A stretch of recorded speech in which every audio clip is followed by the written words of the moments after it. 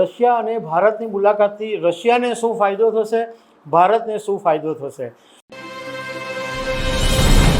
ભારત અને રશિયાની 70 વર્ષ જૂની દોસ્તી છે અને 4 વર્ષ પછી રશિયાના રાષ્ટ્રપતિ વ્લાદિમીર પુતિન ભારતની 2 દિવસની મુલાકાતે આવી રહ્યા છે અને પ્રધાનમંત્રી નરેન્દ્ર મોદીને મળવાના છે અને બંને દેશો દ્વારા આયોજિત એક વાર્ષિક શિખર સંમેલન છે, એમાં આ બંને નેતાઓ ભાગ બી લેવાના છે અને ભારત અને રશિયા વચ્ચે એક મોટી ટ્રેડ ડીલ પણ થવાની છે. તો આના અંદર હું તમારી સાથે એ વાત કરીશ કે રશિયા અને ભારતની મુલાકાતથી રશિયાને શું ફાયદો થશે, ભારતને શું ફાયદો થશે. તો એના વિશે હું તમારી સાથે વાત કરીશ. મારું નામ રાજેશ શાહ છે અને તમે જોઈ રહ્યા છો ગુજરાતના સૌથી મોટા ડિજિટલ પ્લેટફોર્મ ખબરછે.com. પુતિન અને પ્રધાનમંત્રી નરેન્દ્ર મોદીની મુલાકાત એવા સમયે થઈ રહી છે કે જ્યારે હમણાં થોડા સમય પહેલાં અમેરિકાએ ભારત ઉપર 25% ટેરિફ ઓક્ટોબર મહિનામાં નાખેલો અને એવું કહીને ટેક્સ નાખેલો હતો કે ભારત રશિયા પાસેથી ઓઇલ ખરીદે છે અને આડકતરી રીતે યુક્રેનના યુદ્ધના ફંડમાં ભારત મદદ કરી રહ્યું છે એવો આરોપ લગાવીને ટ્રમ્પે ભારત ઉપર 25% ટેરિફ નાખેલો.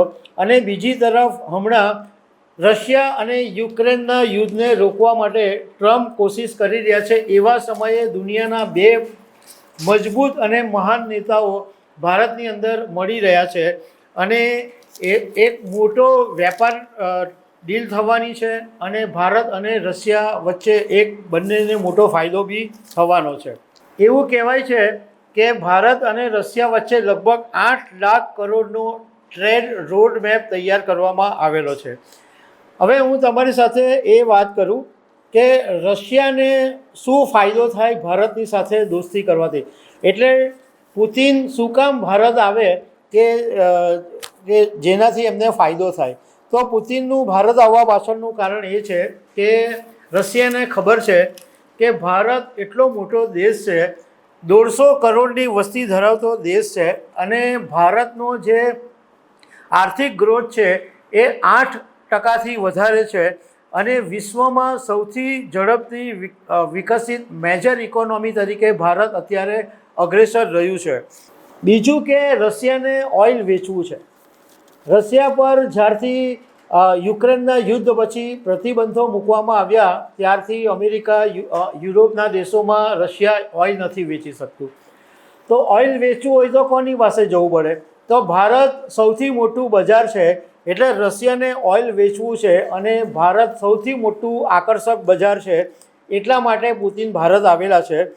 રશિયાની સાથે જ્યારે પ્રતિબંધો મુકાયા ત્યારે ભારતે રશિયા પાસેથી ઓઇલનો સૌથી મોટો ફાયદો લીધો, કારણ કે રશિયાએ તે વખતે ઓઇલના ભાવની અંદર ખાસી એવી છૂટ આપી અને ઓછા ભાવે ભારતને ઓઇલ મળ્યું એટલે ભારતને તો એક મોટો ફાયદો પહેલેથી થઈ ગયો.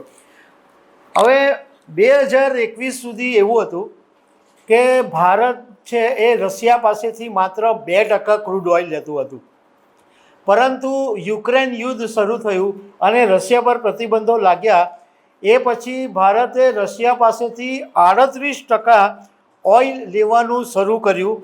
એટલે જે 2% ઓઇલ લેતું હતું ભારત એ સીધું 38% ઓઇલ કરી નાખ્યું.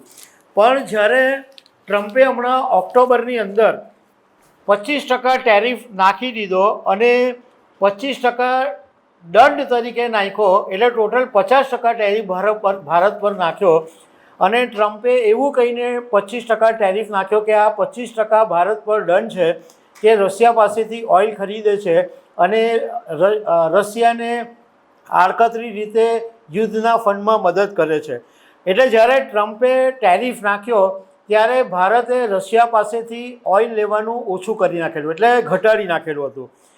એટલે રશિયા ફરીથી ભારતને લલચાવવા માંગે છે કે તમને હું સસ્તા ભાવે ઓઇલ આપીશ, તમે આ ઓઇલ લેવા માંડો. તો એક ઓઇલ વેચવાનું કારણ છે. બીજું સૌથી મોટું કારણ છે શસ્ત્રોનું. કારણ કે શસ્ત્રોનું વેચાણ એ પણ રશિયા માટે બહુ મોટો પાર્ટ છે, કારણ કે ભારત રશિયા પાસેથી ઘણા બધા શસ્ત્રો ખરીદે છે અને ભારત રશિયા પાસેથી અત્યાધુનિક fighter jet air defence system ખરીદવાની યોજના પણ બનાવી રહ્યું છે, એવા પણ અહેવાલો હતા. એની સામે રશિયા પાસે સ્કિલ પાવરની અછત છે. રશિયા પાસે સ્કિલ પાવર લેબર નથી અને ભારતની પાસે સ્કિલ લેબર છે.